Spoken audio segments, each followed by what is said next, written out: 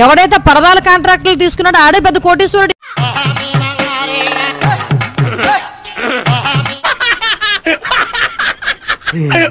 బారికేడ్లు వేసేవాడు ఒక కాంట్రాక్ట్ తీసుకుంటే వాడొక పెద్ద కోటీశ్వరుడు. ఈరోజు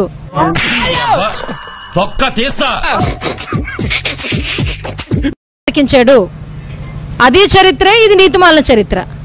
నిజమా అల్లుడు? అంతకంటే ఇంకేం కావాలి సార్?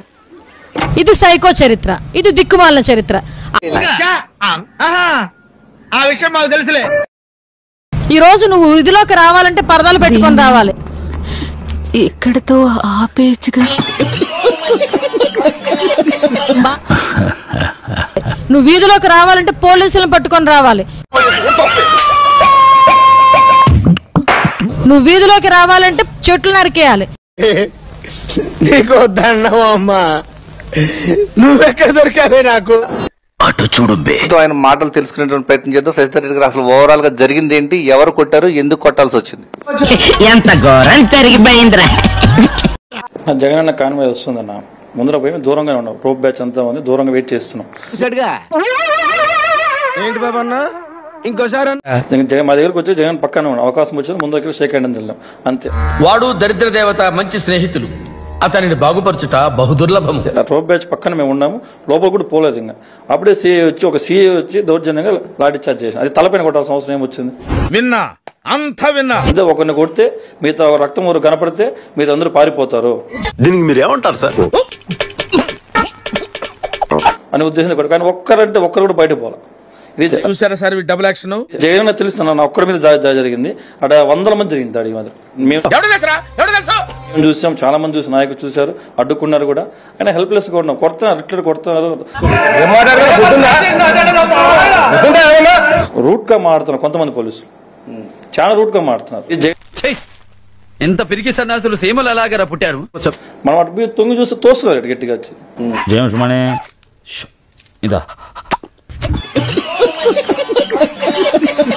కార్యాలయంగా కొట్టడమే కాదు, లాఠీ చార్జ్ కూడా చాలా మంది పైన జరిగింది. ప్రత్యక్షంగా మీరే చూసారు. ఎలాంటి పరిస్థితులు ఉన్నాయి ఈ రోజు? కొడుతున్నారమ్మా. నిన్ను కొడుతున్నాడా? రీజన్ లేకుండా కొడుతున్నారమ్మా. అంటే ఎన్ని బ్యారికేడ్లు పెట్టినా జనాలు కొన్ని మీరు చూసింటారు, కొంతమంది ఫెన్సింగ్ ఎక్కి దూకు వస్తారు. నువ్వన్నీ అలా డీటెయిల్ అడిగితే ఎలాగన్నాయా? ముసలోళ్ళు, ముతుకోళ్ళు, మా వయసు అందరూ, ఆడవాళ్ళు అయితే ఇంకా డాన్స్లు వేస్తున్నారు. జగన్ అంత ఆనందంతో ఉన్నారు. నిజమే కదా సార్? కింద పని సంగతి చెప్తాను. దొంగదారుల్లో వచ్చారు కొంతమంది, ఏ దారంటే ఆ దారుల్లో వచ్చారు. అరే దొంగలని మీరే భలే ఒప్పుకున్నారా? అంత అభిమానం ఉంది. ఈరోజు జగన్ వస్తారంటే వణుకు పుట్టింది వాళ్ళకి. మీకున్న బ్రెయిన్ కి, మీ తెలివితేటలకే మీరు సుప్రీంకోర్టుకే జడ్జి అవ్వాల్సిందా? ఎట్టైనా అడ్డుకోవాలని కుట్ర చేసి మమ్మల్ని 3 చోట్ల ఆపారు.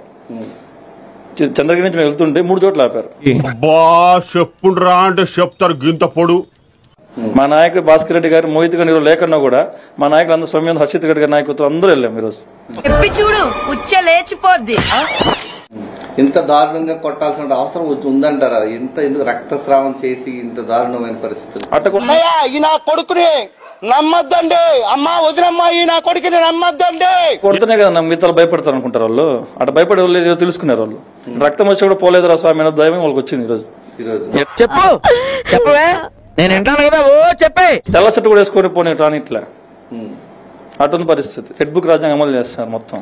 ఇంకెంత క్లియర్ గా చెప్పిన తర్వాత ఎంగిలి కాంచాల దగ్గర కుక్కలా ఇక్కడ ఎందుకు మనం?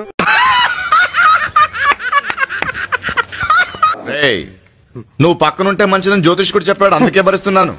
లేకపోతే నేను ఎప్పుడో చంపేసేవాడిని. మీరు చూశారు, ఈ అబ్బాయి చేసిన తప్పేం లేదండి. అభిమాని జగన్మోహన్ రెడ్డి గారు వస్తున్నారన్నప్పుడు ఒక షేక్ హ్యాండ్ ఇవ్వాలి, ఆయన విషయాలనేసి అని సదరు అభిమానికి ఎవరికైనా ఉంటుంది. సిటీలో సగం క్రైమ్స్ కి వీలే కారణం. మొన్న మెట్రో ట్రైన్ లో జరిగిన రేప్ కేసు అయితేనేమి, కొండాపూర్ బ్రదర్స్ మర్డర్ కేసు అయితేనేమి, వీళ్ళు చేయని నీచం అంటూ లేదు. అతను చేసిందంతా అదే. వాళ్ళు ఏంటి, అభిమానులు ఒకరిద్దరిని కొట్టి చల్లా చెదురు చేసేస్తే ఇంక అందరూ కూడా పారిపోతారు ఎక్కడి నుంచి అనే. ఇదేంట్రా బాబు ఇలా అయిపోయింది నా జీవితం? ఎంత చక్కగా అన్నావు. అబ్బాయినే కాదండి, చాలా చోట్ల 20 చోట్ల కూడా చెక్ పోస్టులు ఎడైతే అటు పెట్టినారో ప్రతి చోట కూడా పోలీసులు చాలా దుర్భాషలు ఆడడం, అక్కడంతా రెడీనా, ఒక్కొక్కడికి బంధించి యాక్టింగ్ వాళ్ళని దౌర్జన్యంగా కొట్టడం, లాఠీ చార్జ్ చేయడం, ఎన్నో రకాలుగా అభిమానులందరినీ చాలా ఇబ్బంది పెట్టినారు. ఏంటి మమ్మీ ఎవడు? ఈ కార్యక్రమం ఇంతటితో సమాప్తం. రేపు ఇదే అలవాసులపై మళ్ళీ కలుసుకుందాం. అంతవరకు సెలవా మరి.